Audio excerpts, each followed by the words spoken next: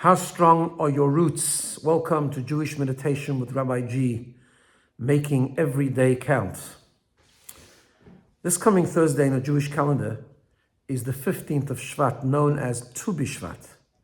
Tu B'Shvat is known as the Rosh Hashanah, the New Year of trees, fruit trees in particular. There's a custom on Tu B'Shvat to eat fruit, to make a blessing on fruit, especially fruit that is mentioned in the Torah as one of the five fruits that Israel is praised for, like the pomegranate, the fig, the grape, the olive, or the date. The Talmud tells us that a person is compared to a tree. A tree is something that grows. A tree is a symbol of growth. So we learn from a tree the formula of how we can grow as well. I want to share with you an idea, culminating in the main point, but let me just share with you a couple of stages before that. When you plant a tree, there are a number of things that have to happen. Number one, you need to take a seed and put it in the ground. What happens after that is actually the seed that we plant decomposes, disappears before it starts to grow into that beautiful tall tree. We need plenty of water. We need plenty of sunlight. And then the tree starts to grow, and it grows into branches and leaves and a bark and so on. And then eventually bears fruit. What do these things mean in our own experience of personal growth? Putting a seed in the ground is a symbol of humility. Ground in Jewish wisdom is always a symbol of being humble. To grow, we need to put our ego to the side. Ego locks us in. Ego prevents us from growing, and putting the seed in the ground is a symbol that I surrender to something higher than myself.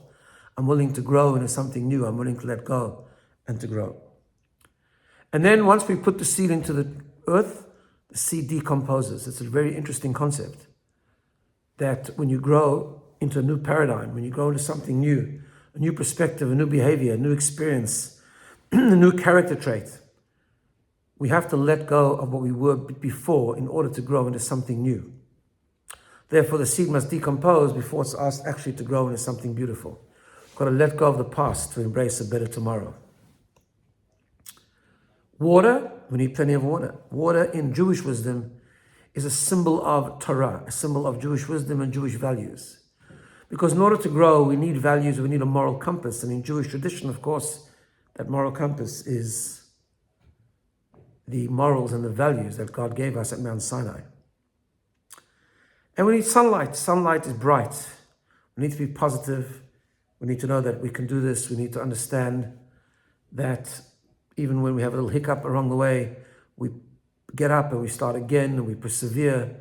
Resilience, we're positive. Joy, the Talmud tells us that simcha poretz geder, which means joy breaks boundaries. When a person is happy, when a person is bright, when a person is positive, he's able to sort of be more broad thinking, more abundant thinking, and able to sort of take the next step and to be positive and believe that good is coming and we can grow to the next step and so on and so forth.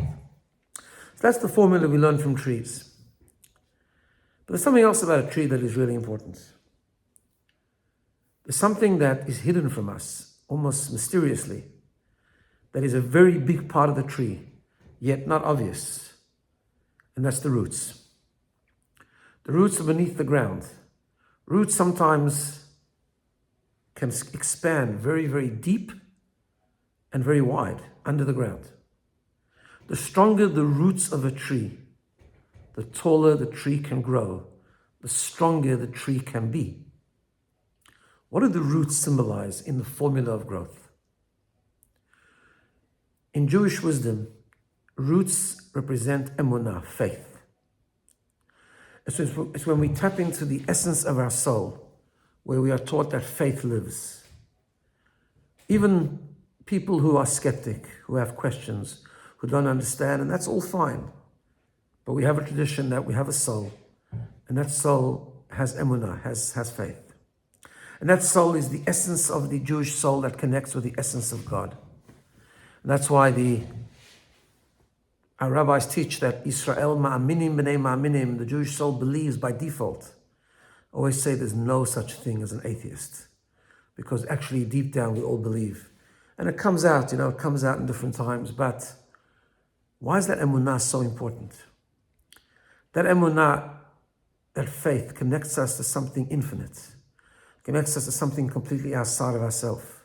It actually is the catalyst for us believing in ourselves, in our ability to grow and to change and to become strong and to become improved. Because we realize that we are not connected just to ourselves. We are not locked into the personality with which we were born. We are connected and part of a much greater reality, an infinite reality.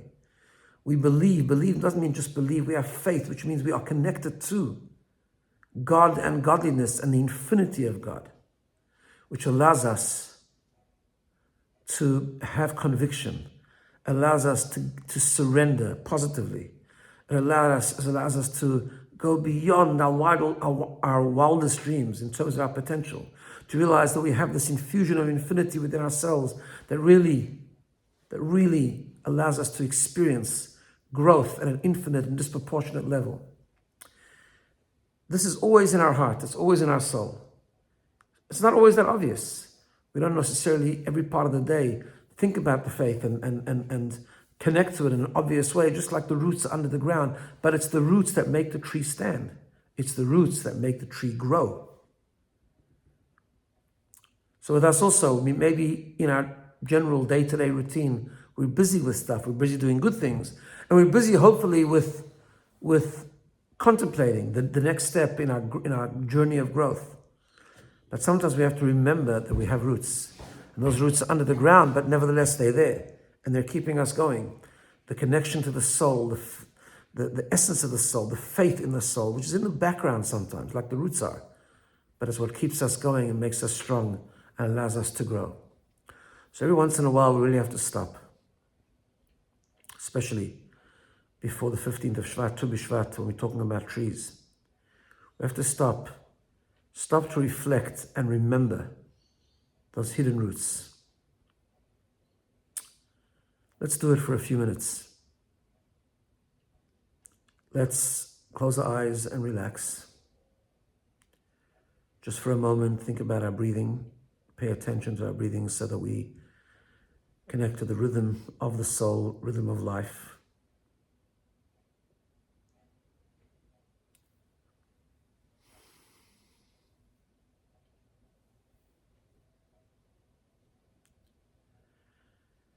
And just in your mind, visualize a beautiful, strong, tall tree.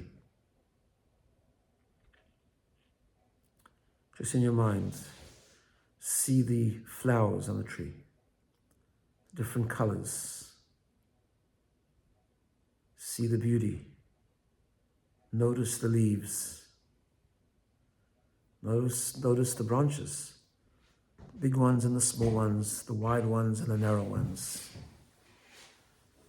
Look in your mind, look at the tall trunk. Just complete the picture in your mind of this beautiful, intricate tree. Maybe it's a fruit tree. Look at the apples, the cherries, the oranges. Imagine this tree in a beautiful spring or summer day. Majestic, colorful. Let's pause, just think about it for a moment.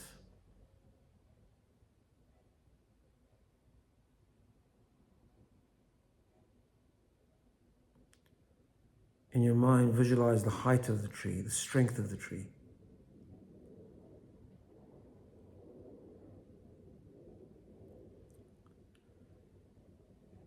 The tree and all its different components represents different aspects of our experience, of our growth.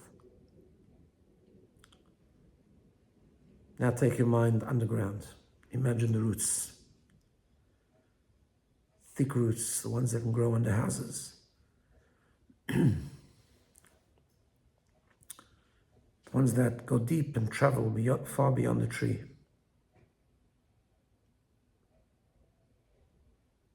The roots keep the tree alive, keep the tree strong.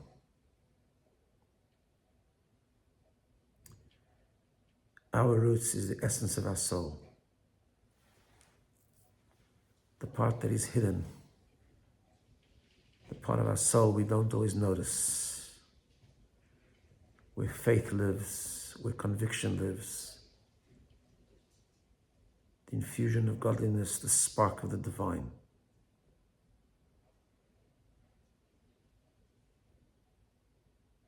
Dig deep, go underneath the ground. Imagine your godly spark that is fueling you, motivating you to grow, pushing you beyond yourself, giving you strength, conviction, values, resilience.